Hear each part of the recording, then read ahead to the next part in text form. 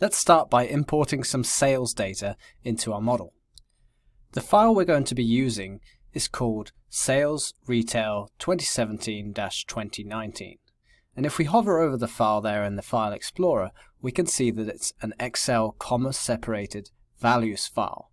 So let's just take a moment to see what a comma-separated values file is. CSV files are a basic form of text files, which means we can open them in a notepad to view them in their most basic form. So what we can see here is a number of values in each row, whether they are words, dates, or numbers further down. But the key thing here is that each value is separated by a comma. And each comma is the distinction between one column and the next.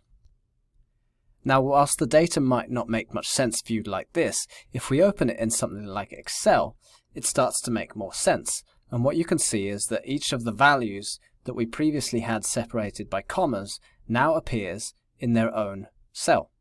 And we can start to see that actually this is a meaningful data set of tabular data. We're going to use Power BI to interpret the data in exactly the same way. We're going to do this using the Get Data function at the top of Power BI. So click on Get Data. The little arrow underneath just gives you the most commonly used features of Get Data. Then we're going to use Text CSV.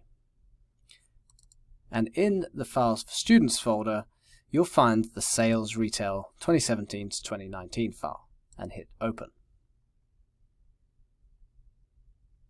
Power BI then establishes a connection to that file so that whenever that file is changed, we can automatically refresh the data that's coming into our system. Now there's one important option here we can change before importing this data, and that is the delimiter we're using, which separates each of the columns within the file. As we saw earlier, we had a comma between each value, and so that's what we're going to use up here.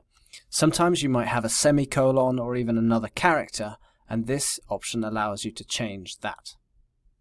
So then we can either load the data directly into the model, or we can transform the data. The question is our data in a clean tabular layout that is ready for us to do analysis with? Currently the answer is no. For example, we've got column headers which really mean nothing, column 1, 2, and 3, when in fact those headers should be store, category, and perhaps sales.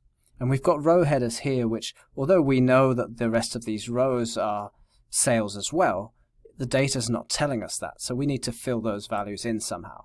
So we've got a number of changes we need to make to this file. So let's hit Transform Data. Our data's now been loaded into the query editor, where we're ready now to make some changes.